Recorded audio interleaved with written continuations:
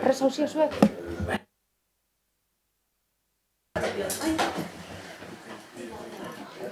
Noa, Bueno, egun ondan hori, behatzek eta 35 izanik, ja aparataje guztia eta dana listo dekogu. Beraz, hasiera emongo deutzagu kulturretzeko azaroko batzordeari. Bueno, lehenengo puntuen dekogu 2021ko urriaren 20an izandako batzarraren akta honesteko proposamena. Bai, parkatu, Gonzalo, esan. Sí, buenos días. Bueno, perdón por la interrupción. Antes de empezar en el punto 44, la aprobación del acta, sí quisiera que constase en acta la protesta por parte del Grupo Popular del hecho de que tengamos que hacer esta Junta Rectora aquí en Santa Clara y no en el Salón de Plenos y que no se retransmita por streaming. Simplemente queremos hacer constar, hacer constar en el acta nuestra protesta por este motivo. Gracias. Ados, bideoaktan jasota geratuko da. Bai, buke asmoa geneukan bukaeran aipatzeko eskari hori egiteko, baina bat egiten dugu eskari horrekin, bai udalbatza aretoan egiteko eskaria egiten dugu, eta streaming bidez herritarrek jarraitzeko aukera hori eduki dezaten ere eskaria egiten dugu. Bai, Carolina. Nosotros también estábamos pensando comentarlo, así que agradecemos que el Partido Popular lo ha hecho al inicio, nos unimos a su ruego y sí nos gustaría que estas juntas rectoras y comisiones se hicieran en el Salón de Plenos, que es un lugar más cómodo también para la ciudadanía, y que volviéramos a retransmitirlas en streaming, como se hizo en pandemia. Gracias. Ados, eskatu moduan, bideoaktan jasota agertuko da. Vale, lehenengo puntuari hasiera emango dutzagu, 2021ko urriaren 20an izandako batzarraren akta honesteko proposamena. Ez dugu ezebe jaso, ametik bez dut eskurik altzeta ikusten, beraz, aho batez onartutzat emango genduke. Bigarren puntura joango gara, kulturetzea erakunde autonomoaren aurrekontua udalbatzari helarazteko proposamena. Bueno, urtero moduan, urteroko saioa egingo dugu, kulturretzeko datorren urterako aurrekontu proposamena azalpen emango dugu, eta urrengo osoko bilkuran, dagokion osoko bilkuran, bertan jorratuko da asko sakonago onarpena ala ez onarpena. Honetan egiten duguna da, alkateari, udalari, igorri gure aurrekontu proposamena. Dokumentazioa guztie jaso duzue deialdiagaz batera, eta hor esan genke, 2022ko aurrekontuen helburu nagusia da, krisi sanitario batek kultura munduan ekarri dauen krisiari aurre egiteko baliabidea jartzea, apurkan gure kulturrekimenean eta herriaren kulturrekimenean, herritarren kulturrekimenetan normaltasun batera apurkan barriz bidean jartzea, eta honegaz batera EAJaren legealdia planagaz bat egiten dagoen, EAJ eta Alderdi Sozialistagaz bat egiten dagoen ekintzakaz, getxo kultura vanguardian jartzea da helburua. Beraz, 2022ko kulturretzeko aurrekontua, bost berezitasun nagusi daukazala esan daiteke, bertoko artisten eta kulturgileen aldeko apostua, ohiko deialdiak ez kontsolidatu egiten dugu, deialdi barriak, getxoekin esan bide sortu ziren deialdiak, kontsolidatu egiten dugu aurrekontuan, etorkizunan jorratzen joateko. Bertan eukiko dugu, ohikoaz aparte, kultur sormen deialdiak, formakuntza deialdia, pintura lehiak eta getxo arte programaren barruan, Juana Bizkarra arte estenikoen egoitza, RKBkak musika egoitza, muralismo deialdiak, programa eta arte bisualen deialdia, eta programazio artistiko deialdia. Usteot, ez dara bat aiztu, eta horrek izango litzatekez, barritasun nagusiak kulturgilei begira. Gero, apurkan lehen aitatu dudan moduan, kalea eta normaltasuna berreskuratzen joatea, krisi sanitarioak laguntzen dozkun einean, eta langile publikoen aldeko apostua ikusten dozuenez, lehenengo kapituloan igoera daukagu, alde batetik VPT-aren ondorioak hor ja trasladatu egiten dira eta finkotu egiten dira, eta hileotan sortzen egon garan postuen kontsolidazioa hor datorku, beraz batzut kulturrekimenerako, beste batzutan liburutegien zerbitzurako, eta bar. Hor daukagu kulturari aurre egiteko langile publikoen baliabideak jartzen dugu zala. Gero, beste hainbat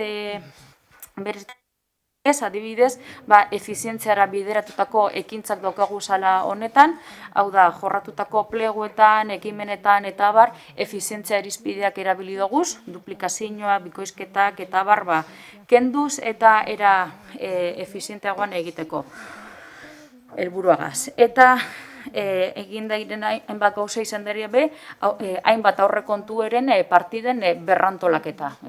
Egokitu, non egon barkero lukien ikusten zalako beste partida batzutan diru kopuru batzuk egotea, egokiago ikusten zalako esparru teknikoriktik, gero egunean euren kudeaketa erresteko aldera, eta hori beste efizientzi antolaketa bat izan daiteke.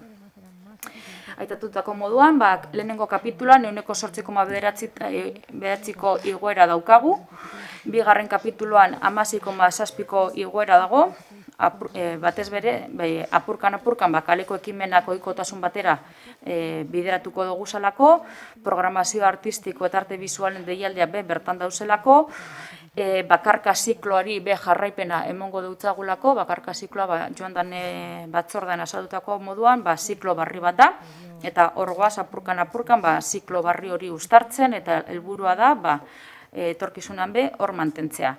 Zinema ziklo barria eukiko doguz, eta gero infrastrukturatan eta behar doguzan infrastrukturatan horbe zerbitzu auxiliarretan eta horbe igoera bat daukagu, evidentemente kalea berreskuratu gura bat dugu eta apurkan ohikotasun batean dana egun gura bat dugu, horrek zerbitzuak behar izango duguz.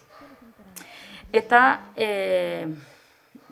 gero, lehen aiztu diat esatea, ikusten denez hor egongo da zati bat, musike barri herritarrei, alkartei, euren eskura jartzeko moduko deialdi bat egingo danez, hor zerbitzu bereziak behar dira, eurei musike barri lagatzeko, ekipamenduak erabilial izateko, eta ez dalako norberak kudeatu liken espazio bat, espezialista behar dire horrek espazio kudeatzeko, horretan igoera nabari bat badaukagu. Eta gero, laugarren kapitolari begira, orotara 1,7ko igoera bat daukagu, baina egia da jaietako deialdi alde batera izten badugu, eta Ramiro Pinilla deialdia alde batera izten badugu, aurrekontuak, laugarren kapituloko aurrekontuak 164 bateko igoera bat dakar. Beraz, esan genke, herritarren ganako apostu nabari bat egiten dugula, euren sormena, euren sorkuntza prozesua, euren programak eta aurrera egin alizateko. Eta Europatik datosan funtzak ikusita, lortu genkezan funtzak ikusita, zetara doazen bideratuta seigarren kapituloan hor apustu bat daukagu, horrek baliabideak berreskuratzeko helburuagaz, gure ekipamenduak atondu, gure ekimenak egin alizateko eta hor beste apostu bat daukagu, Europara joateko proiektu bila. Beraz, hau izango litzateke labur, aurrekontuaren aurkezpena, eta esan beharrekoa da, aspaldian egondan aurrekonturik handiena dela aurtengo aurrekontu proposamen hau.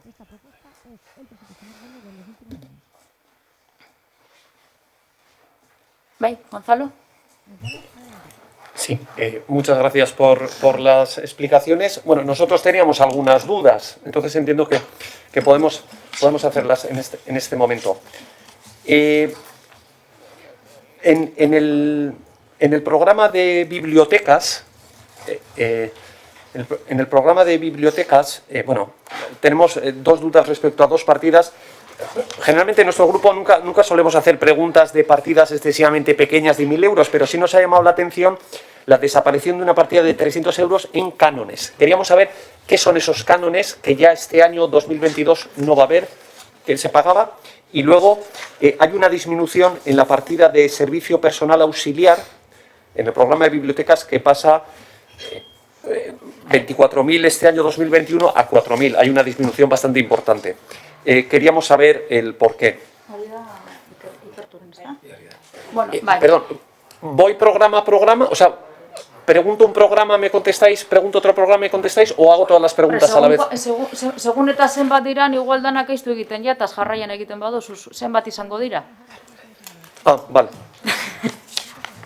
No, son como 7 u 8 en total, más o menos. Bueno, pues Sí. apurkan. Voy a hacer, vale, perfecto. Vale? Bueno, esan ekena da, hor esan dozuna zerbitzu auxiliarrak eta hori da, liburutegitatik, lehenengo kapitulorako apostu bat egin dugu, jardunaldiak igo doguz eta postu barri batzuk sortu doguz, beraz, bigarren kapitulotik behar gendun laguntza ekstra hori gauza batzuk egiteko, ja ez dugu behar, lehenengo kapitulotik indartu dugulako zerbitzu osoa.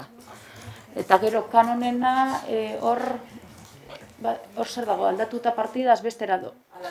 Administración general, ezta? Hori da. Liburutegitatik kenduta dago eta administrazio orokorrean partida bat dago hor danak direnak kanonak eta holango kontuak eta hor dago sartuta.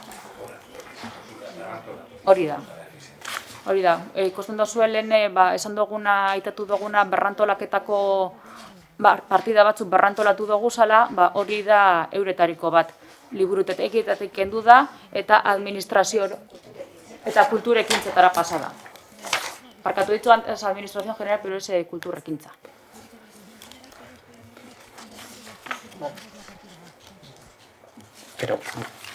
Pero ese canon, perdón, ¿a qué es? O sea, ¿a qué se debe? ¿Se paga un canon de 300 euros por? Hor dira lizentzia eta. En concreto, lo que observamos es que los distintos canos que se pagaban por derechos de propiedad intelectual o de derechos de reproducción estaban cada uno en su unidad, digamos, y lo que hemos hecho lo hemos unificado. Entonces, en este caso, para poder tener acceso a algunas publicaciones determinadas, con el detalle obviamente podríamos obtenerlo si se solicita, pero ese es el objetivo. En el caso de la propiedad intelectual es CEDRO, el centro encargado de los derechos de reproducción de obras literarias o escritas, y en algunos casos para poder obtener su utilización pues se requiere de pagar ese canon, o en otros puede ser por uso de música en determinados momentos, etcétera.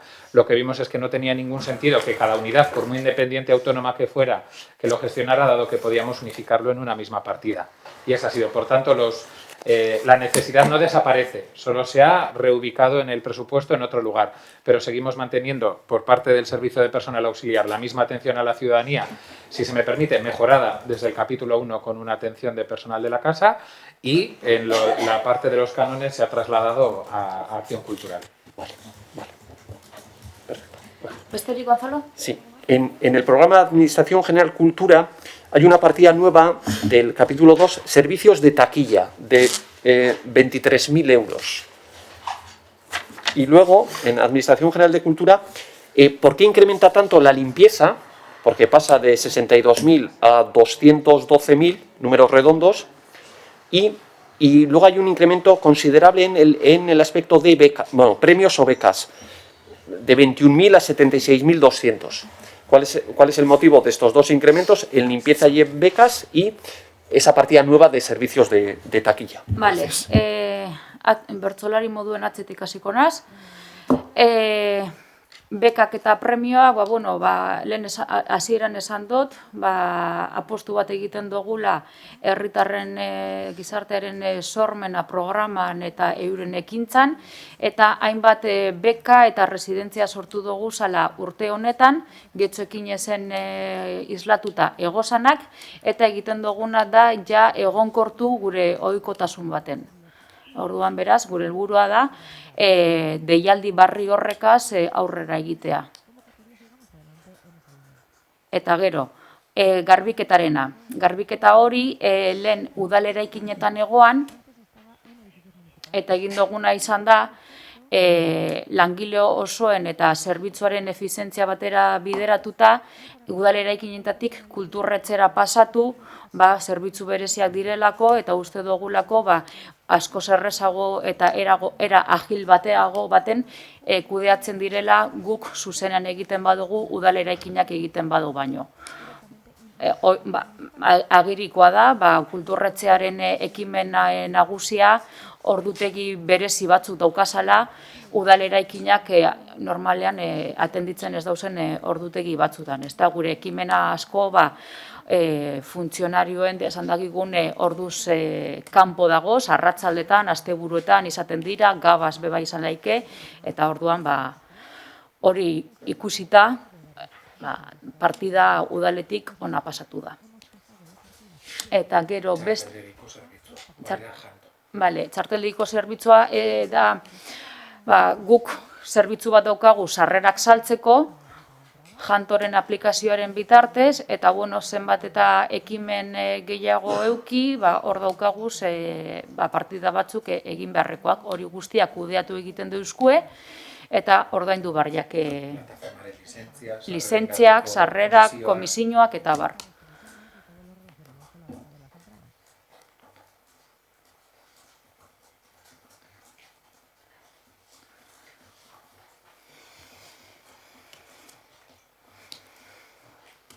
Luego, en el programa de actividades culturales, sí notamos un incremento en las actividades culturales, pero sin embargo vemos una disminución en los cachés de los artistas. ¿Eso es porque van a ser muchos más artistas locales y eso hace que disminuya el caché, o hay alguna razón adicional o alguna otra razón? Hori arrazoi bat izan daiteke, eta gero aparte honetan egin izan da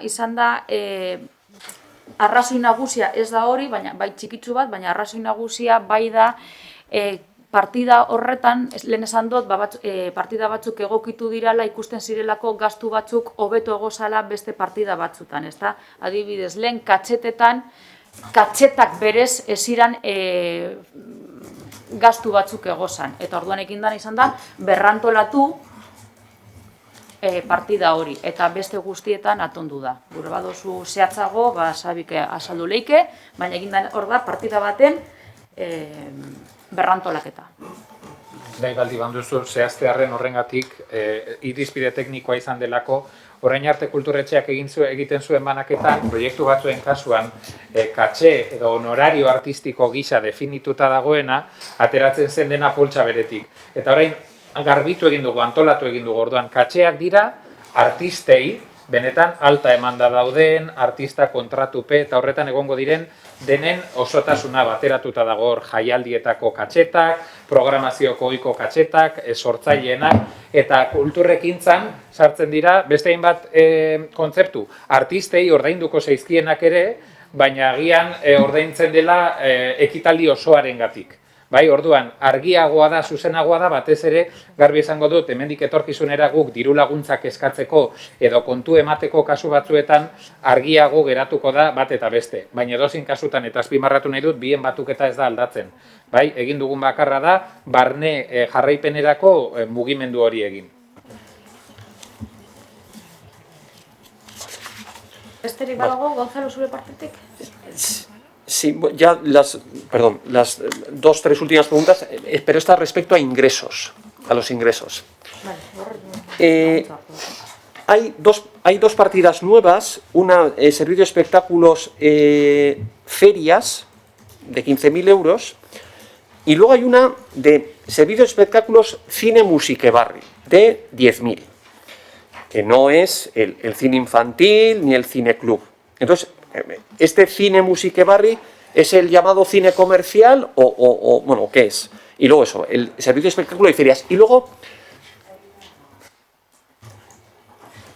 No.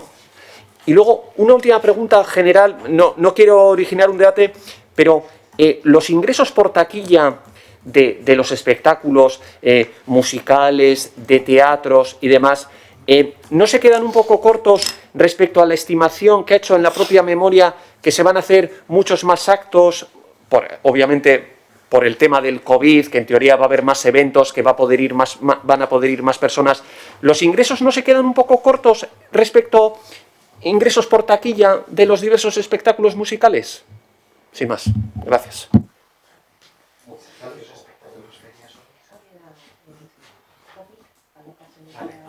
Vale. Komunikazioa.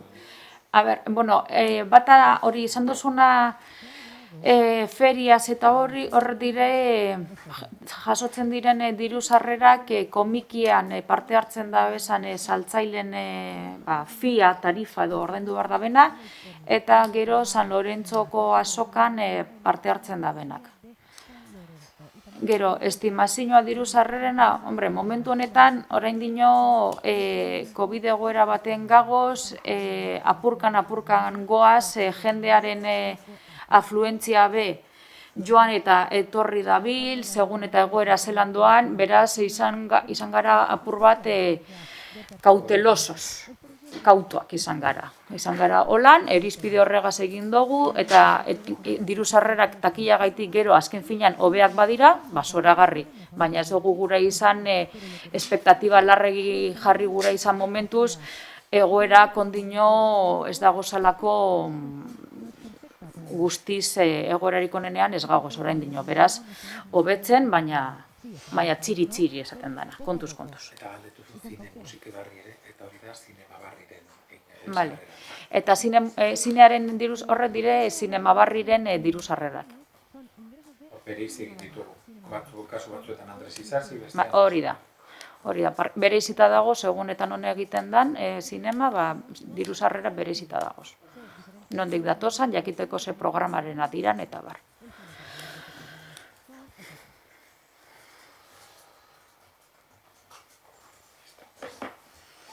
Bestinok baduka galderarik edo? Bale, Nerea. Bai, egunon, alde batetik, aipatu duzu, bigarren kapituloan 110.000 euro doazela bideratuta mantentze tekniko eszeniko kontratu horretarako, oraindik lizitatu gabekoa. Imaginatzen dut, oso argi daukazuela, 110.000 euro inguru balioko, 110.000 euroko balioa izango duela gutxi gora bera, hori ja lizitatu gabe aurrekontu proiektuan jartzeko.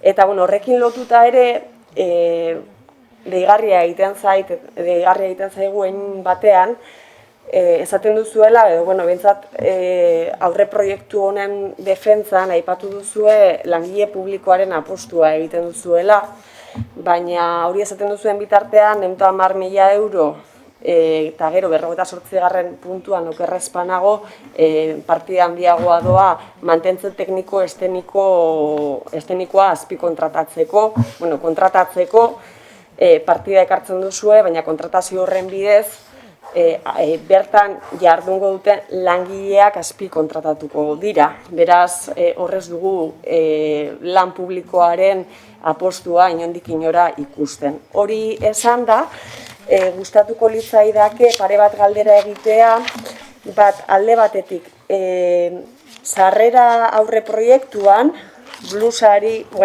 galdera lehenengo eta behin, badago asmorik blues jaialdia berriz berreskuratzeko, zein da asmoa? Hemen agertzen dira ikuskizun zerbitzuak blues, orain arte bere momentuan erabaki zen blues jaialdirik ez egitea, baina hemen azaltzen zaigu berez sarrera aurre proiektu horretan 20.000 euroko sarrera aurre ikusten dela, ia folk jaialdiak beste lortuko duena.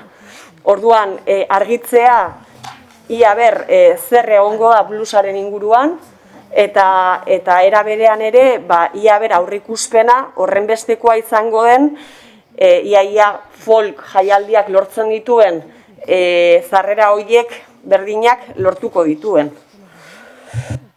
Hori alde batetik, jarraituko dut edo igual nahiago duzu erantzun banan-banan.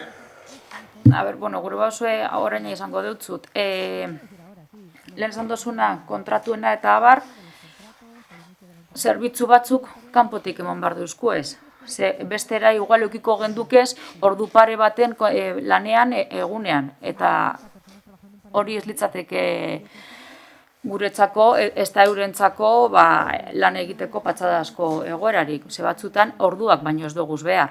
Egun batzutan ordu bete bidagoz edo 3. Eta gero ja ez doguz behar gehiago. Beraz, ostera, enpresa baten kontratatuta badagoz, beste enpresa baten bidez, jardunaldi osoko zerbitzuak egin leikiez eta gurean ez leukiz eukiko jardunaldi osoko kontratuak esan dagiguz. Eta ganera oso ekintza espezializatuak dira. Pertsona batek ez dau egiten zerbitzu kontratu honetan eskatzen diren ekintza guztiak. Ez da bez egiten, ez dira guztiz polivalenteak ekintza guztiak egin alizateko, do tarea guztiak egiteko. Beraz, behar direna da, jente espezializatua, egun baten bat dator eta ordu bateko zerbitzua moten dau gauze bat ikusten. Beste egun baten, beste teknikari bat dator, beste disiplina batekoa, beste zerbitzu bat emoten. Beraz, hainbat zerbitzutako tareak egin behar da bez, kanporatu behar dugula. Barruko jendeagaz egitea ez litzateke posible izango. Beraz, lehen geroago ikusiko da moduan, ganera baldintzak nahiko zorroztu deutzeguz enpresei. Eta gero, esan dozuna blusarena askotan azaldu dugu ja, batzorde honetan, aurreko batzordetan, eta blusa egindan izan da, ohiko programazio baten barruan sartu.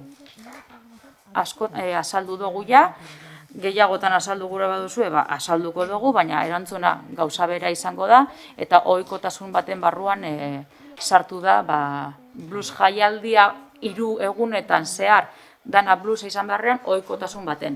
Zergaitiak azalduta dagoz ja dagoeneko. Bai, horregatik galdera da, bai, azkenean kontzertu batzuk, edo ikuskizun konkretu batzuk egingo badira denboran zehar sakabanatuta esan dezagun, gure galdera da ia ber horrek edo horiek, ikuskizun horiek, horren besteko harrera izango duten folk jaialdiak jasotzen duen edo aurreikusita dagoen jasoko dituen zarreren beste jasotzeko, hori da gure zalantza, bai? Bale, guk kasu horretan egin dugun estimazioa izan da, datorren urteari begira, folk jaialdiaren kasuan aurten 5 eguneko programa egin dugu, 7 kontzertu izan dira ordainpekoak eta estimazio horren baitan.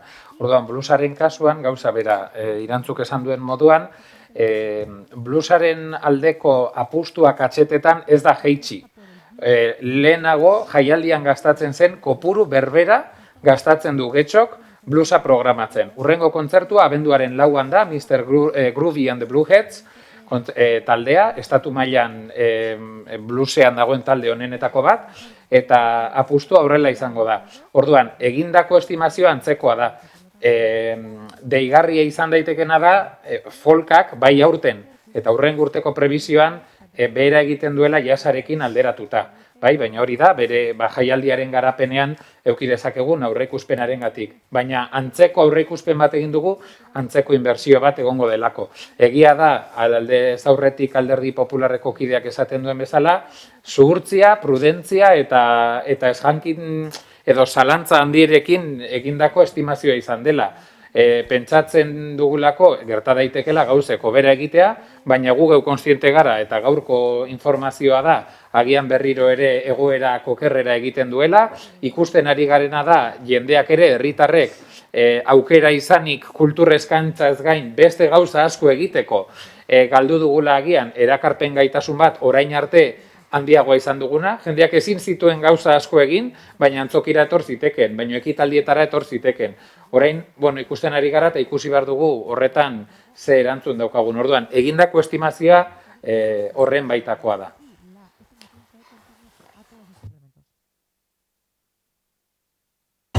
Bale, eskerrik asko. Eta gero beste galdera bat.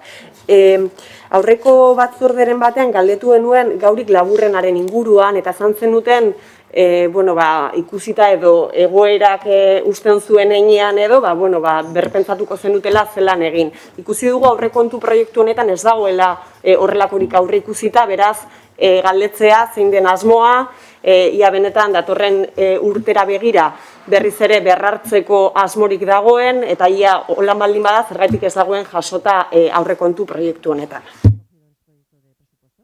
Gaurik laburrena bere horretan esango nuke partida moduan inoiz ez dela existitu, esan genezakena da aurrekoan presidenteak berak adierazi zuena, aurrekontu batzuk eskatu ditugu, izan baldin bada behintzat aurretik esandakoarekin guk bateratu egin ditugu aurrekontuak, Gaurik laburrenak daukan aurrekontuarekin detaile horrekin sartuko bagenitu programa guztiak 77 orrialde, 370 izango lirateke seguruenik, baina bai esan dezakedana da, presidenteak esan bezala, aztertzen ari garela bere bideragarritasuna, berak esan zuen bezala, zalantza dugu, barrura eraman udaldian egiten den zine emankizuna izanik, kanpora eraman ezkero bihotzalain egokia izan litekeen edo ez, eta aldi berean ikusi behar dugu aurrekontu parte hartzaileetan herritarrek bozkatu duten ekimenetako bat, suspertze soziokulturalaren proposamenean aipatzen da beren beregiz euskarazko ekitaldiak egin behar direla, eta gian zinema euskaraz izan liteke horietako bat. Orduan, oraindik nik neuk esango nuke besterik ez badio irantzuk bintzat, gu aztertzen ari garela eta ez dugula erantzun argirik kasu horretan. Bale, ados. Zango nuke aurreko legegintzaldian Gaurik laburrena horrela izendatuta ez badago, badago partida bat horren inguruan horri erreferentzia egiten ziona. Izango nuke baiet, aurreko legegintzaldian horrela jasotzen zela, horregaitik horrek arreta deitu digu. Beraz, prozesu honetan zehar, badaukazue udaberri aldera, edo dana dalako dinot, epeetan mugitzeagatik, ez da? Normalean horrelako formatoa udaldera egin izan da, azaroan gaude, zein da aurre ikuspena edo hausnarketa prozesu hori noiz arte irango da. Urtarrilean itxi behar dugu. Une honetan, ari gara urtarriletik apirilerako programazioa izen abizenekin. Ari gara jadanik jaialdi handietan ere lanean, maiatzetik irailera bitarteko jaialdietako kudeaketan. Bai, baina handietan, batez ere, urren urteko jazaldiko izen batzuk ekartzeko, jadanik egon behar dugu negoziazioetan bestela berandu ibiliko ginateke. Gaurik laburrenaren kasuan egia da kudeaketa errazagoa dela. Azken batean, komisario bati eskatu beharko genioke film batzuen aukeraketa, eta erabaki kalean edo barruan egiten dugun, eta zerbitzu horren kontratazioa egin. Esan bezala, agian aurrekontu parte hartzailetako aukera horretan, aztertu genezake, ez bakarrik gau labur bat, baizik eta agian gehiago bideratzea. Baina esaten dizut, horretan behintzat, eta agian hartzen ari naiz konpromiso bat ez dagokidana, baina guk hori urtarrilean ebatzi behar dugu, bai ala bai, dagozkion kontratazioak egiteko. Eta gure aldetik ez dago besterik Mikel, ezta? Zuk ez daukazu beste zer galdetzeko. Eskerrik. Carolina, ¿Mercedes? Sí, bueno, ya muy puntual porque tenía preguntas bastante similares, como lo de limpieza y lo del tema de la consolidación de las plantillas que habéis explicado y también una agrupación de partidas que entiendo que ha sido por eso. Entonces, bueno, ya me queda como muy poco, así que espero no repetirme. Habéis comentado que hay una consolidación del Getxo Ekinez en los presupuestos. Digamos que nosotros lo hemos podido encontrar, sobre todo en la partida de becas, que aumenta más o menos a 55.000 euros, y creo que también en las instituciones sin ánimo de lucro, ¿no? O sea, es lo que me dio la sensación. Pero claro, al empezar a hacer las cuentas, pues no me cuadraba con exactamente el aumento. Entonces me gustaría saber en qué otras partidas tenemos consolidado el Getxo Ekinez. A ber, bat dago kultur ekimenean, bigarren kapituloan, hor daukagu programazio deialdia eta arte bisualen deialdia.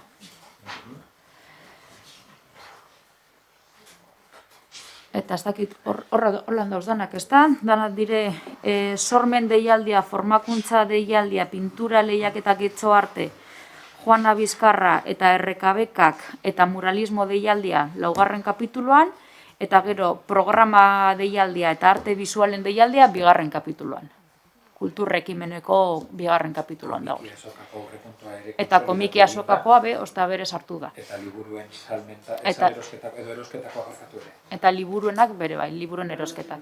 Bai. Sobre todo lo preguntaba era por encontrarlo, pues porque al final como es un acuerdo que hemos consolidado todas y todos, pues para tenerlo un poco más vigilante, ¿no? En ese sentido.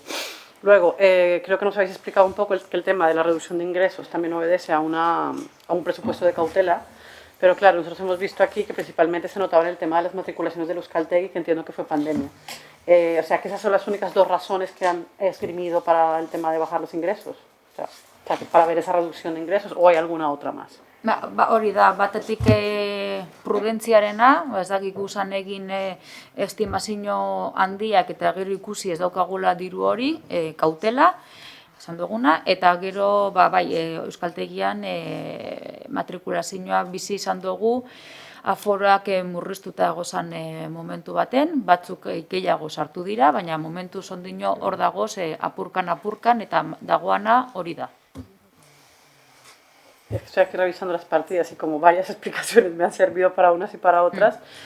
Concretamente, en las partidas económicas teníamos una que habla de maquinaria, instalación y utillaje, que sube un 340%.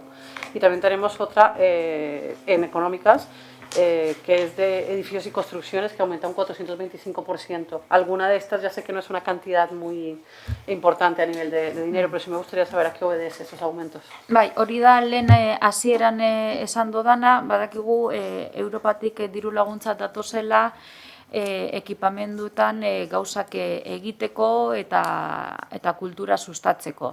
Eta orduan horrek funtzak, Europatik datozan funtzetara joan izateko, gu bere gure etxeko lanak egin behar duguz, eta hor dagoz, eta orduan egingo duguna izango da, ikusi, atondu, hobetu, eta gauza barriak egin Europako funtz horren bidez.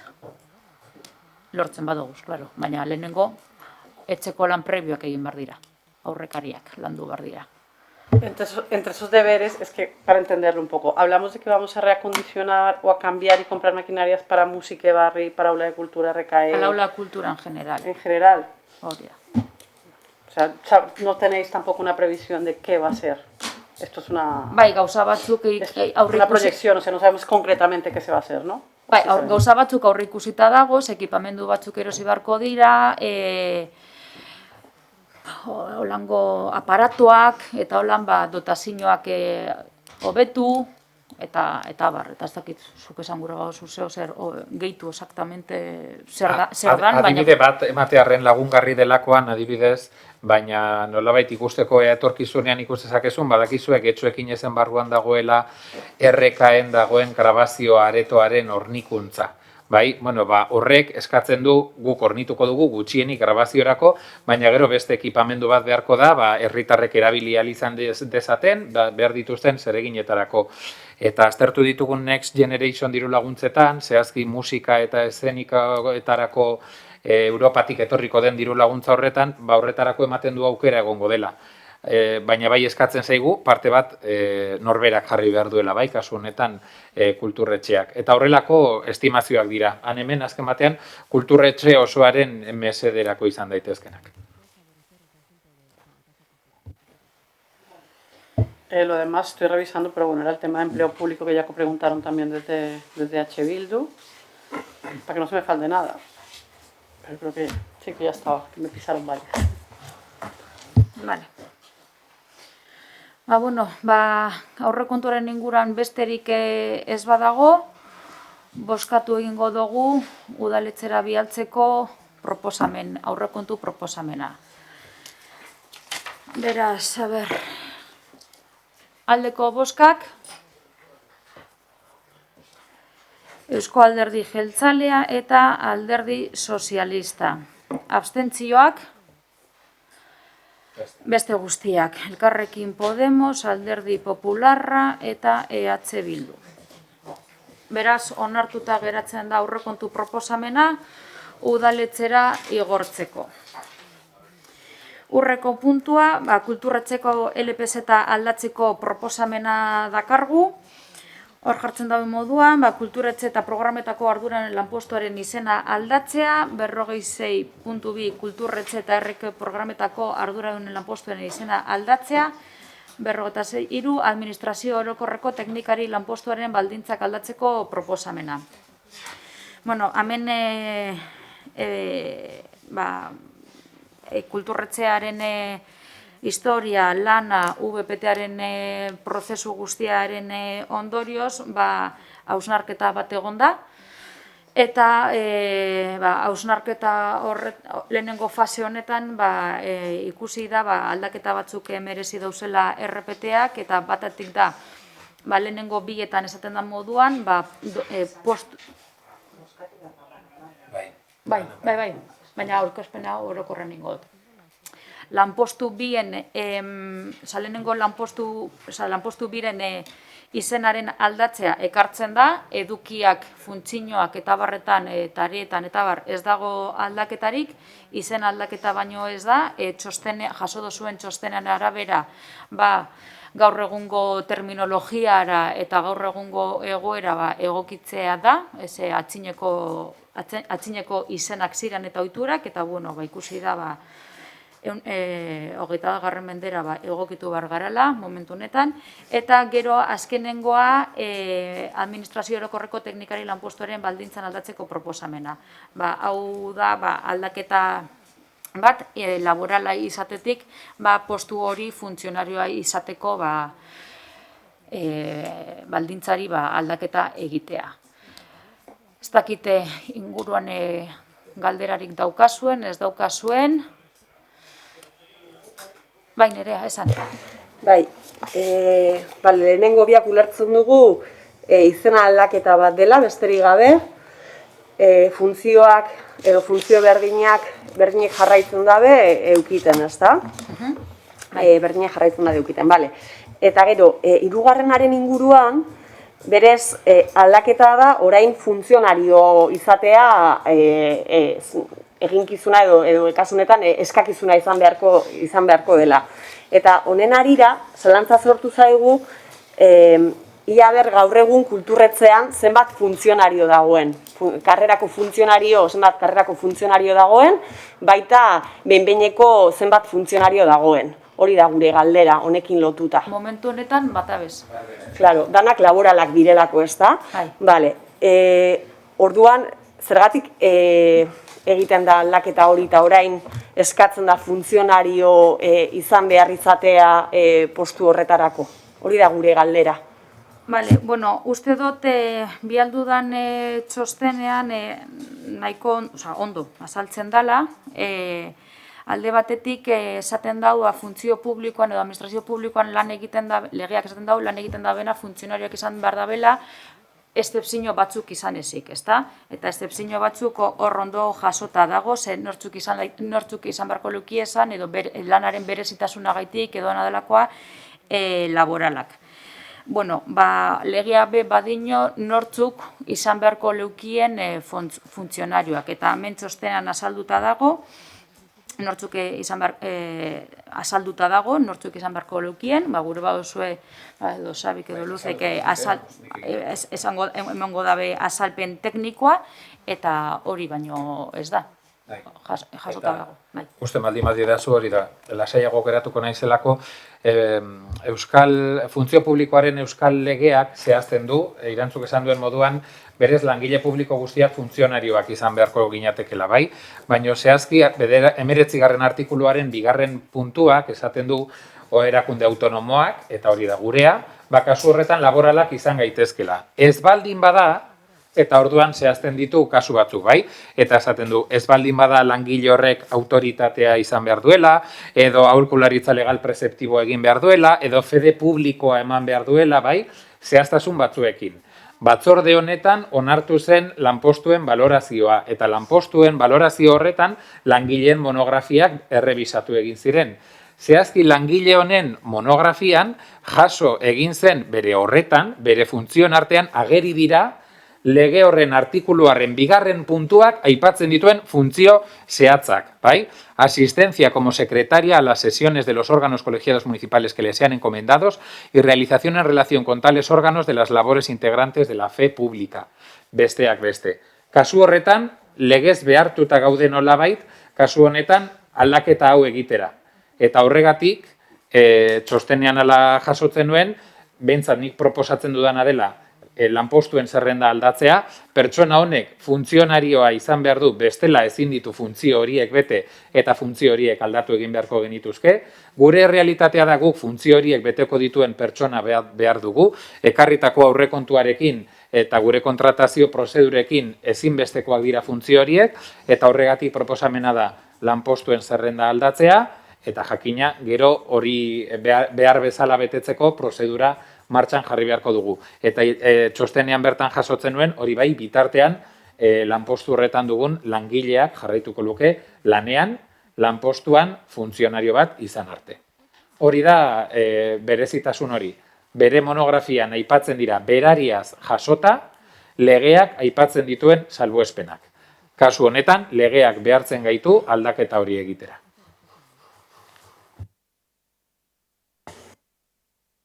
Bale, eskerrik asko azalpenagatik. Orduan, horrek berez balorazioaren gainean, eta RPT berriaren gainean egindako aldaketak dira, hauek ekartzen dituzuenak, gaur ekartzen dituzuen hauek. Gure galdera eta gure zalantza ere badaukazer ikusirik ez da, orain dela hilabete eskaz, balorazioa bukatu eta horren ondorioz RPT berria onartu edo onartu baldin bada edo onartu baldin baduzue batzuek zergatik aldaketa hauek ez diren zertatu balorazio edo RPT ondorengo RPT horretan. Hori da gure zalantza alde batetik. Eta gure kasuan orain bozkaketa eta gure bozka azaldu nahi dut, alde batetik ezezkoa bozkatuko dugu hirurei, izan ere iruditzen zaigu, dakizuenez RPT-aren onarpena ez genuen egin, eta uste dugu ere langile askok onarpen edo RPT berri hori ez zutela onartu, eta horrela adierazi zutela egin zituzten emendakinen bidez, eta iruditzen zaigu egin berri dagoen zerbait aldatzea hilabete eskaz igaro direnean, uste dugu ere balorazio eta RPT horren inguruan asko esaten duela. Beraz, gure bozkak hiru kasuetan ezezkoa izango da. Bale, adosun bozka ezezkoa izango da, baina nik uste dut balorazio prozesuan egon ginenean eta ona ekarri genduanean bozkatzea eta abar, eta zer zan balorazio bat argi eta garbi azaldu zen, zer zan balorazio bat. Balorazio bat esan soldata igoera bat, baizik eta geunkan erakundearen hausnarketa prozesu bat, ikasi ze erakunde mota daukagun, ze lan egiten dan, zer egiten ez dan, ze lan egiten diren gauzak, eta ze dagokion egiten dan lanari postu bakotzean. Eta horren ondorioz, balorazioaren ondorioz, denboran, eta argi eta garbi izan zen, epel labur, ertain eta luzeragoko aldaketak egongo zirela. Eta hau da, ekarten dugun bat, handik eta hilabete batzutara, egin aldiren momentuetan, ze egia da, daukaguz langileak kulturretzean, lan asko egiten da ben langileak daukaguz kulturretzean, baina elefante osoa egun berean ezin da bejan, evidentemente. Eta orduan, egin behar diren gauzak apurkan egiten dira, batzuk defektu inmediato eta beste batzuk epe laburrean edo erdikoan edo luzerakoan egitekoak. Eta hau da, bat. Beraz, komentarioak eginda, bozkaketara pasatuko gara. Aldeko bozkak, Eusko Alderdi Jeltzalea eta Alderdi Sozialista, abstentzioak Alderdi Popularra eta Elkarrekin Podemos eta ezezkoa EH Bildu. Beraz, onartuta geratzen da proposamena. Hiru kasuetan berdin. Hori da, hirutan bozkatu behar da, parkatu. Bozkaketa bera izango da hiru kasuetan? Bai, bozkatutzat emoten dugu orduan. 46.1, 46.2 eta 46.3. Hori da. Hiruetan bozketa bera. Urrengo puntua, obligazioak ordaintzeko legezko epeak betetzari buruzko 3 hilean bengo informazioa, kontu ematea. Informazioa jaso dozue, txostena jaso dozue, eta bertan esaten da moduan, ordainketa danak euneko lege epe barruan egin dira, epe barruan ordaindutako fakturen euneko 89,05 erregistro dataren ondoriko 30 eguneko epe barruan onartu ziran, kulturretzearen ordaintzeko batazbesteko aldia aztertutakoan, aldian 4,21 egunekoa izan da, 5,01 egunekoa eta 4,77 egunekoa izan da uztailean abuztuan eta irailean urrenez urren. eta 2021ko 3. hiruhileko ordaintzeko batezbesteko aldi globala 4,76 egunekoa izan da. Gehienezko muga, giza esarritako 30 egun baino gutxiago beti ere. Beraz, esan genke, dana ordainketak lege barruan eta denpora laburtsuan egiten duguzala, beraz, gure hornitzaileak sasoizko obretan dabela euren fakturak. Hau barri emotea zan, eta gero galderarik espadago urrengora joango naz. Bale. Urrengo puntua izango litzateke kulturratzeko asistentzia teknikoaren zerbitzuari dagokion kontratazio prozesua onartzeko proposamena. Bueno, bertan dakarguna da, erakunde autonomoan behar dugun asistentzia teknikoaren plegua, diru kopuruagaitik batzordera ekarri behar dugu, eta bertan hasieran beste puntu baten azaldu dugun moduan da, apurkan ohikotasun batera goaz, gure ekipamenduak apurkan ritmoa hartzen doaz, badakizue ekipamendu barri nagusi bi daukaguzala herrian, RKE eta musike barri, euren garapen plana daukie, hasikeran programa batzuk azazten gara, eta gero apurkan programa gehiago gehitzen goaz, eta apurkan ekipamendu guztionek osotasun batera joateko bidean, asistentzia teknikoa behar dugu ze ekipamenduak aurrera egindagian eta kulturrekimenak aurrera egindagian. Honetan plego honetan getxo ekin ezen barruan geunkan partida bat kontsolidatu egiten dugu, herriko alkartei musike barri adibidez lagatzeko edo deialdia egiteko baliabidea jartzen duguz. Badakigu, ekimena eszenatokian egiten da, baina eszenatokia kudeatu behar da, eraikina kudeatu behar da.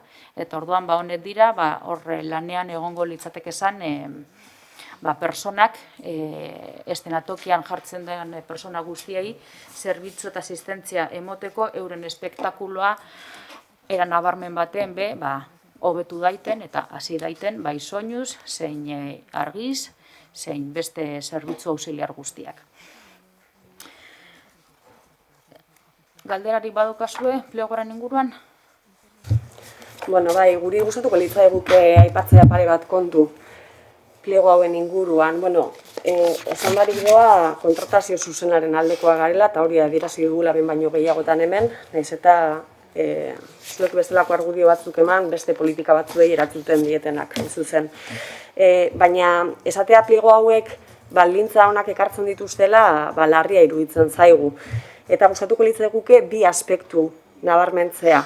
Alde batetik, uste dugu pliego hauek ez dutela inondik inora euskarari dagokion lekua ematen, izan ere euskara baloratzen da, ez da eskakizun bezala azaltzen.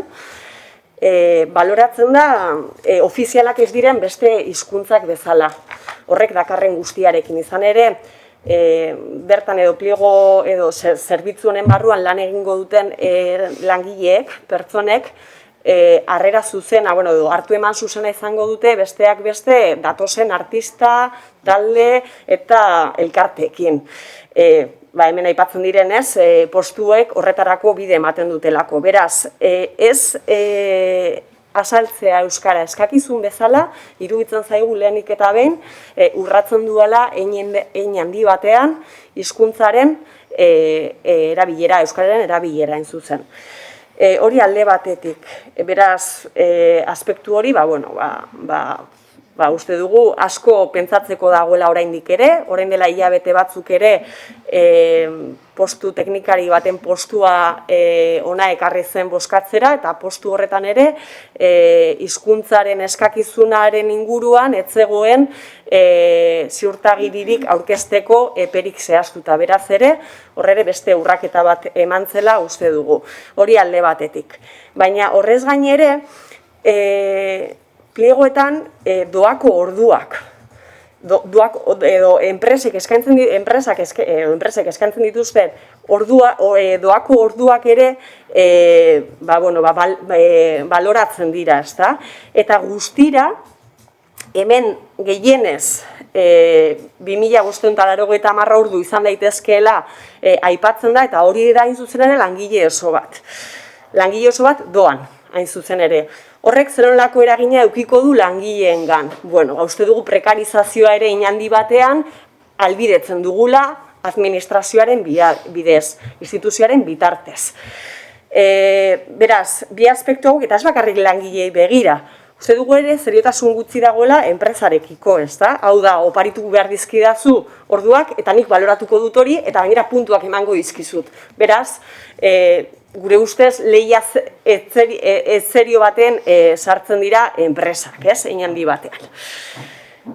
Beraz, bi aspektu horiek uste dugu bai, alde batetik, doako orduei begirako eskakizun hori, bai, hizkuntza maila egiaztatzea bakarrik balorazio gisa azaltzearena, uste dugu, ez dutela, bi aspektu horiek ez dute inora bermatzen, pliego hauen, baldintza honak, ez? Aipatu duzun bezala. Besterik gabe, zatea aurretik ere aipatu dugu, kontratazio zuzenaren alde egiten dugu guk, uste dugulako besteak beste baldintza edo hemen azaltzen denen bi aspektuei bestelako irtenbidea eman barko geniekela, eta hori zebera. Baina bai, uste dute, euskarari dagokionez, benetan lotzagarria dela, hainbatean. Zegero, aterako gara euskaraldian, eta ez dakit ze mediotan, eta salduko dugu gure konpromisoa euskararekiko, baina berriro ere esaten dut, ari gara murrizten euskaldunok euskaraz hitz egiteko aukerak. Besteak beste, artistei dagokienez, elkartei dagokienez, taldei dagokienez, uste dute hori bermatu beharrekoa dela kulturretzetik, eta ez gabiz hori egiten.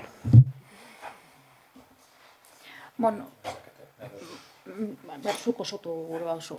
Hizkuntzaren aldetik esan genkena da euskararen aldeko aleginak eta postuak egiten dugu zala, gertatzen dena da sektore honetan arazo bat dela tituluak eskatzea eta holangoak behar izanez. Jende honetan, sektore honetan lan egiten dagoan jendeak ez dauka tituliti sistema baten sartuta euren bizimodua. Euskaldunak dira, hein handi batzuk euskaldunak dira, beste batzuk ez dira, baina batzuk euskaldunak dira, baina ez dauki titulo bat ziurtarazteko. Eta horrek gero arazoak dakarguz, desertu geratuko litzateke zelako prozedura guztiak. Beraz, hor egin izan dena da, teknikoki baloratu da bezelan egin aldan hori, bideratu daiteken, eta konklusio horretara heldu dira holan idatzi da benean. Gero, beste alde batetik, plegunek dakarrena da langileen egonkortasun bat. Baldintzetan, eskatzen dalako, personak egonkorrak izan behar dabela guri zerbitzu emoten duzkuen bitartean. Hau da, ez deuz balio gaur soinu teknikari bat bialtzea, bihar beste bat bialtzea, urrengo gunean gauzak leku batetik bestera mobitzeko bat ekartzea, eta urrengoan beste bat. Guk eskatzen dutzagu, gure kontratuan dagozan bitartean, fijo egon beharko da bela, edo egonkortasun baten barruan lanaldian. Beraz, horbe, baldintzak hobetzearen aldeko bideak jarri dugu pleguetan. Eta ez dakit besterik daukadan edo, bai, Sabik azalduko dauz hobeto. Nik uste dudalako benetan, zentzu batean nire Agijarrubiak azaldu dituen kezkak badira, lan tekniko egin dugunean mai gainean izan ditugunak, eta uste dut komeni dela zenbait azalpen ematea. Getxoko kulturretxeak kontratu honen lanketa teknikoa egin behar izan zuenean lehenbiziko aldiz ATAE elkartea kontratatu zuen zeregin horretarako, Asociación de Técnicos de Artes Escénicas, bai? Euskadi mailan erreferentea den elkartea da, bertan sartuta daude enpresa pribatu eta publikoetan lan egiten duten Euskal Autonomia Erkidegoko arte eszeniko eta musikaletako teknikariek. ATAEk ondu zuen lehenbiziko txosten edo plegu teknikoa. Eta gauza batzuk adierazte aldera, txosten horretan euskara ipatu ere etzen egiten.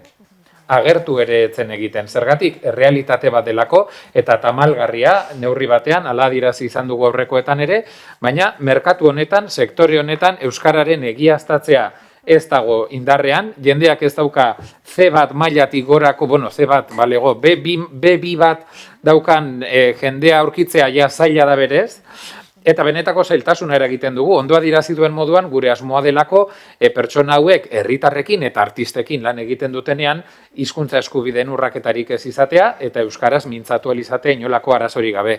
Nola ari gara hori egiten orain arte? Euskara ezinbesteko den kasuetan, proiektuetan, edo hala iristen diogunean, kulturretxeko teknikariek eta pertsonalak egiten du zubilan hori ezinbestean. Lehenbiziko pleguan agertu ere etzen egiten. Bigarrengoan, etzen agertzen.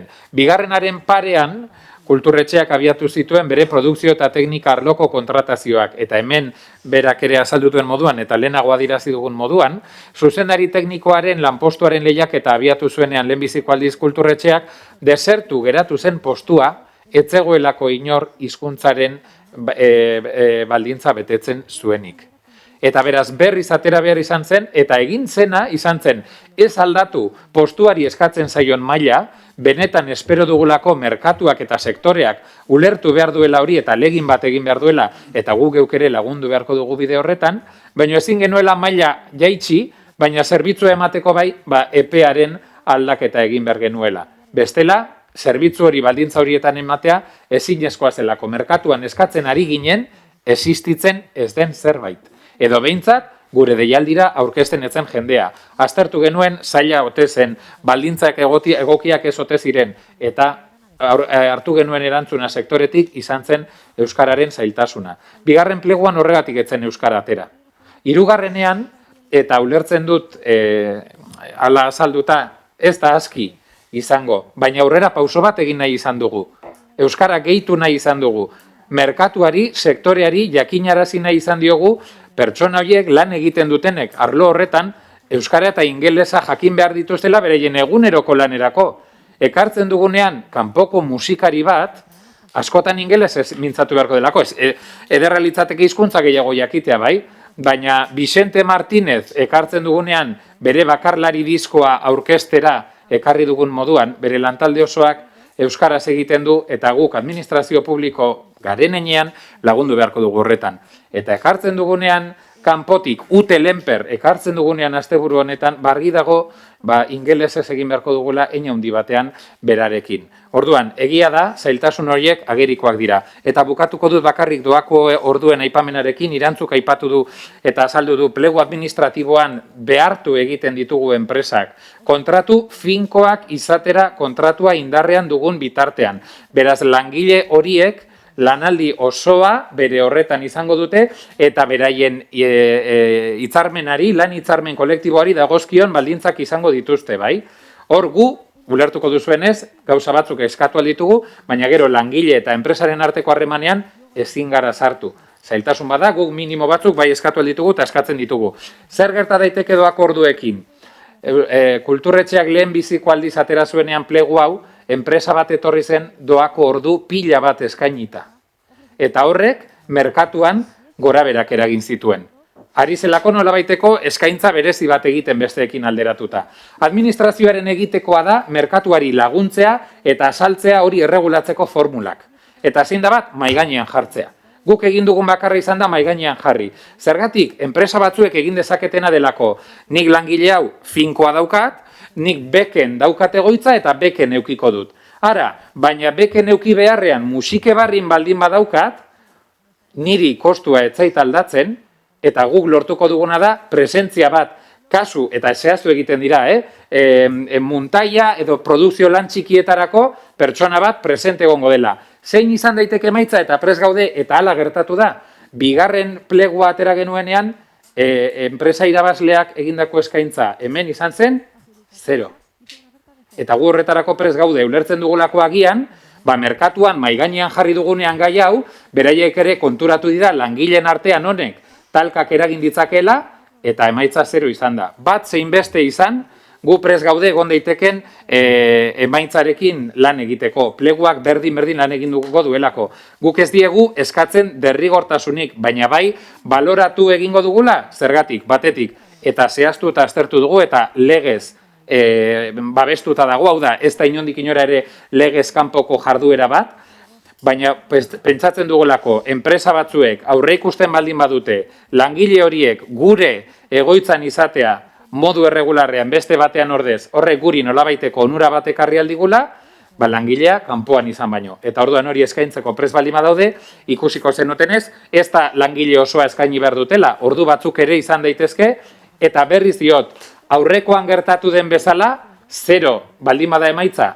eta hizkuntzetan ere 0 baldin bada emaitza, horregatik dira baloratzeko irizpideak. Baina guk behintzat, alegindu gara, enpresei eta merkatuari adierazten zer dagoen jokoan, balorazioak egin behar ditugunean, ze aurkezten duen enpresa bakoitzak eta nola eragin dezaken horrek gure balorazio faktoreetan, eta bigarrenetik hizkuntzarekin esandakoa. Guk nahi eta desiratuko genuke, kasu honetan gainera zehazkiela diot, euskaraz, gaztelaniaz eta ingelesez lan egiten duen jendea izatea, eta hori baloratu egingo dugu. Baina eskatu dirudienez, eta berriz diot, elkarte sektorial batekin egindako lan teknikoa da plegu honen oinarria. Eta beraiek eman ziguten horretan, euskara agertu ere etzen egiten, ingelesa agertu ere etzen egiten. Bai? Beraz, ikasten goaz eta saiatu garena da enpresekin elkarlanean hobetzen, eta hori ere esango dut, inguruetako plegu guztiak arakatu ditugu. Une honetan, ez daukat inolako arazorik beste dozein udalerritako plegurekin alderatzeko eta esateko onelako praktikak non agertu daitezken. Sentitzen dut usatzea, baina iruditzen zitzaidan gai oso egokia atera duzula eta alik eta informazio gehien eman nahi nizula.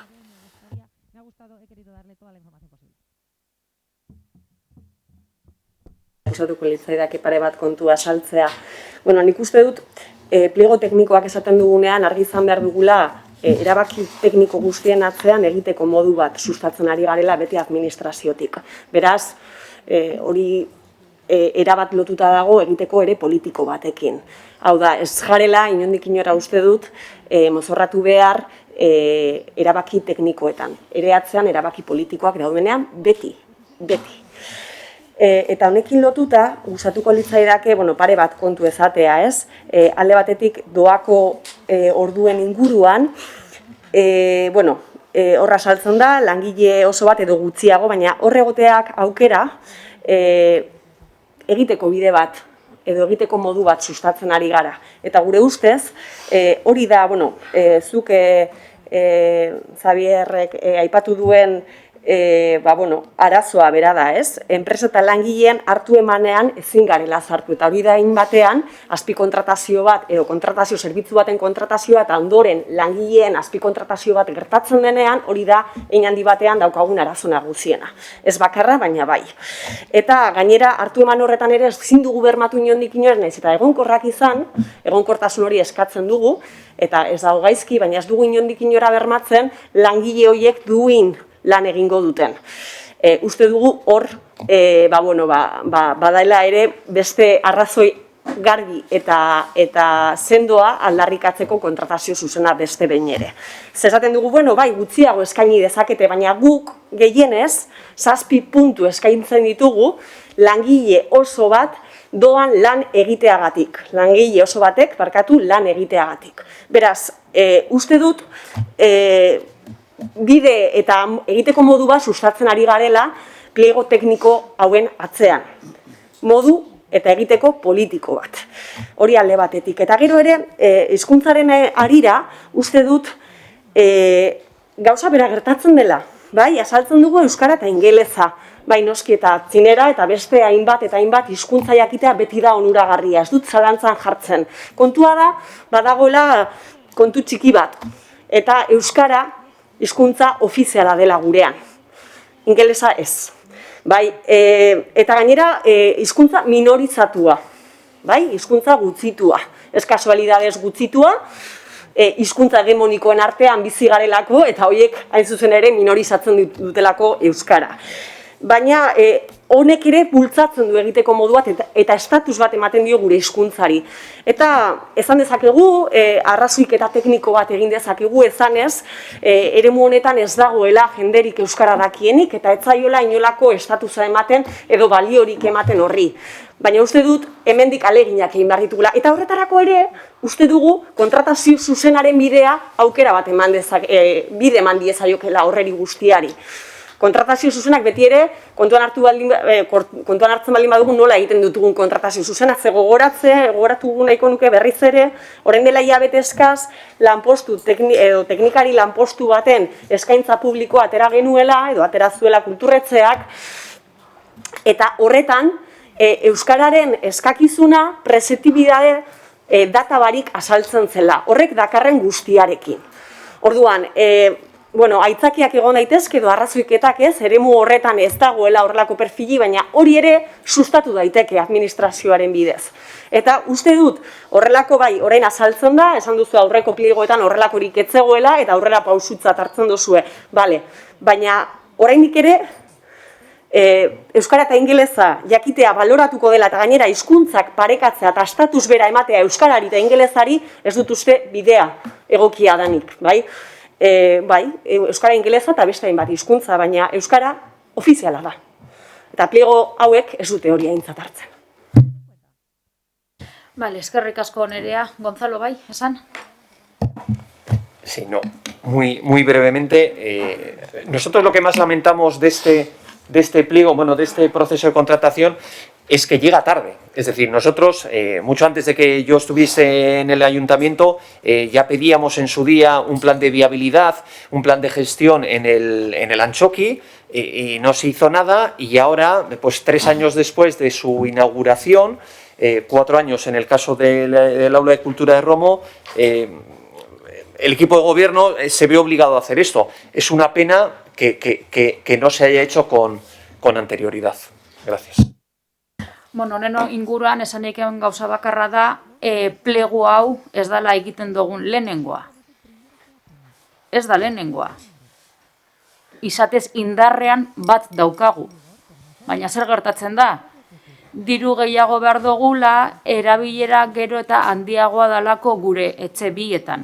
Hiru etxetan, hiru etxeri mongo dutu zerbitzua. Beraz, zenbat eta ekimen kultural gehiago egin, kontratu honek diru gehiago behar dau. Eta diru gehiago behar danez, momentu honetan, batzordeko plegu bat izatera pasatu da.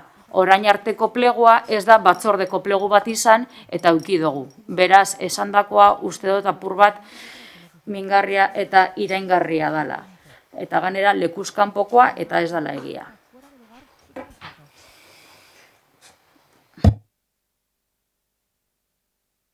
Beraz, beste barik, bozkaketara pasatuko gara. Aldeko bozkak, Eusko Alderdi Jeltzalea eta Alderdi Sozialista, abstentzioak, Alderdi Popularra eta Elkarrekin Podemos, eta kontrakoak, EH Bildu.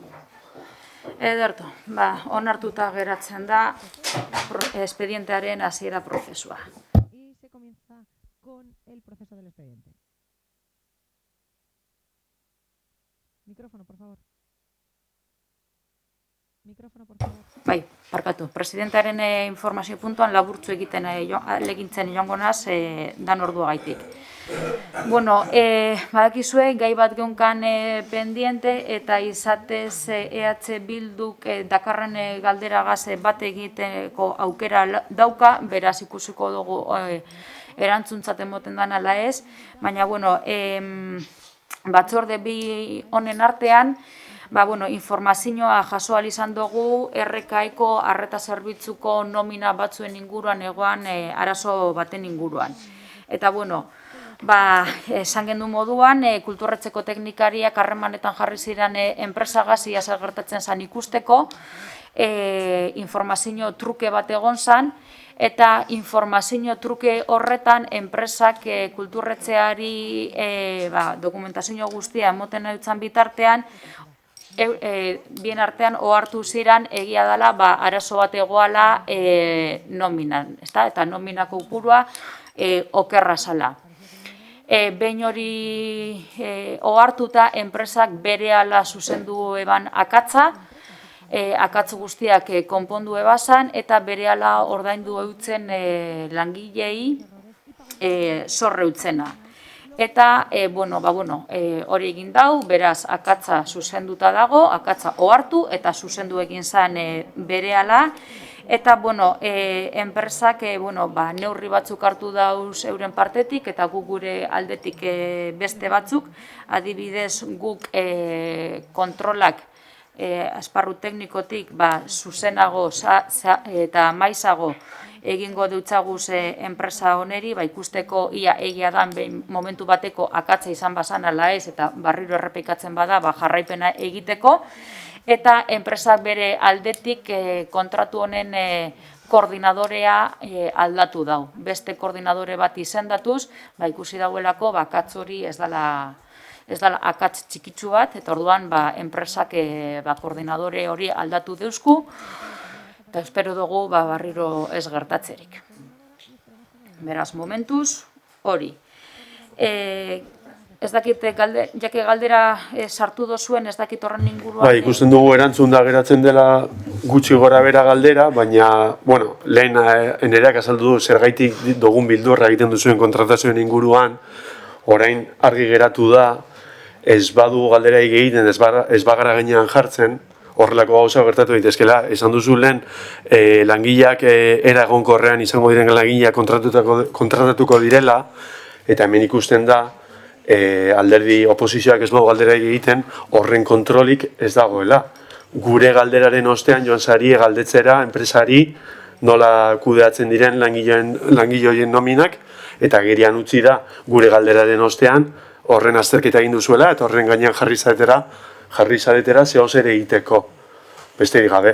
Bale, nik horreri erantzuna emango deutzat, gu ez gara lanean jarri honen inguruan zuek galdera egin dozuelako, baizik eta guri esparru teknikora heldu zan egoera hau, eta berehala jarri ziren harremanetan langilekaz. Guk hemen barri emoten dugu, zuek pregunta dozuelako, baina hau izatez dagoeneko esparru teknikoan lantzen egozan gai bat zan, zuek galdetu baino lehenago. Egia da, gu jakitun izan ginela, zuek eta zuen galdera, esparru denpora lapso txikitsu bat egon zan, baina lapso hori baino lehenago gu ja dagoeneko bagengo zan lanean gai honetan. Beraz, esandakoa, mingarria, iraingarria eta egia ez dela esango neuke.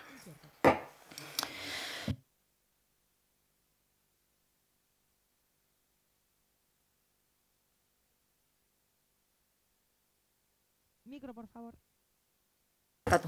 Bai, atzo aurkeztu genduan programa, hezkuntza programa aurkeztu genduan, badakizue, hildo barri bat sortu dugula, zati baten barria da, eta beste esparru baten ez da hain barria, baina atzo iragarri genduan, kurso honetako programa. Badakizue, musika barri hezkuntza programa sortu genduan, baina pandemiak berehala ebai egin eban, eta orain osta bere martxan jarri dugu. Honetan egiten duguna da, eskolako zentrukaz harremanetan jarri, programazio bat sortzen dugu eskolari zuzenei zuzenduta, gure herriko umeek kultur programa osotu bat ezagutu dagien, eta ez bakarrik publiko pasibo bat izan, baizik eta aktibo bat izan daitezan. Beraz, eskola orduetan gure etzera etortzera gonbidatzen duguz, programa horretako edo antzeslan kontzertu edo danadelakoaren artistekaz hartu emona eukidagien, eta pilpilean dagozan gai soziokulturalak edo danadelakoa jorratzeko. Orduan emakumearen inguruko sasoian emakumeari begirako antzeslanak egongo dira, edo mundu honetan daukagozan gai sozialak maiganan jarriko deutzeguz eta artistekaz hartu emona eukiteko aukera emongo deutzegu gure ikaslei. Eta gero, getxo arteko programa barruan, hezkuntza programa bat badaukagu, mediazio programa bat, eta artistak erongo doguz eskoletara ikaslekaz harremanak be eukidagi esan, euren sorkuntza prozesua, garatze prozesua eta abar azaltzeko. Eta zelan ez, gure herriko umeek be, prozesu horretatik ikasi dagi esan, gauzak zelan egin, disiplina diferentetan. Eta segaitik ez, momenturen baten, beste artista barriak sortzen baiakuz, zoragarri programa honen bidez. Eta, bigarren eskuko programa solidarioa be, bigarren eskuko liburuen merkatu solidarioa martxan jarriko dugu ja, 11-tik eta 14 bitartean izango da, aurten RKN egingo dugu. Eta hor egongo da, merkatu solidarioa, beraz, euro baten truke, liburu asko okiko dugu eskuragarri. Eta gero, ikastaroak be, euskerazkoak martxan jarriko dugu, bakigu desertu geratu jakuzan, titulo falta egozalako ikasleak, eta orain beste zeharbide bat aurkitu dugu, eta martxan jarriko dugu urtarriletik hasita euskerazko tailerrak. Hain zuzen be, izango dira, zinemaren ingurukoa, bitxigintza, antzerkia eta literaturaren inguruko laugarren bat segurantzean be egongo da. Hau oraindik ez dago guztiz itxita, baina bidean dago. Eta, gauanetako Barkatu, aipatu duzune kontu baten arira, hezkuntza programaren txostenik edo dokumentaziorik edo helarazi dezakezue? Aurkezpena, bai. Ezagutzeko apur bat ikusi dute albistea, baina apur bat gehiago mamia eta ezagutzeko. Eta, azkenik, gabonetako programazioagaz martxan gagoz, amaitzen, txukuntzen eta laster iragarriko dugulakoan gagoz, baldintzak okerrera egiten ez badabe. Eta, hor gagoz. Beraz, nik amaitutzat emongo nuke puntu hau, galderak bat baino ez egoan idatziz EH Bildurena eta erantzuntzate emon dabe, besterik ez dugu jaso, beraz, amaituta goiko hor batzordea. Eskerrik asko donori. Alina, bai, barkatu. Muy breve, simplemente como hemos visto que ya se han anunciado actividades en la góndola del mercado, precisamente desde el aula de cultura, simplemente queríamos saber si, ya que ese espacio se va a reactivar para estas cosas, si por un lado se le va a dar oportunidad a colectivos culturales y sociales del municipio para que accedan a él, y por otra parte, ¿a qué acuerdo al respecto se ha llegado con la Junta del Mercado para realizar estos actos ahí? Bale, zatibi, merkatuaren inguruko akordioa batzorde hau ez da kompetentea erantzuteko, guk ez dugu akordio hori kudeatu eta zer egin ahal izango da ben edo zelan espazio hori herritarrek erabile izango da ben inguruan, bai, eta izatez, deialdi bat daukagu zabalik momentu honetan, hilaren 15 arte dago zabalik okerrez banago, jendeak, artistek eta bar, euren proposamenak bialtzeko espazio horretan egiteko.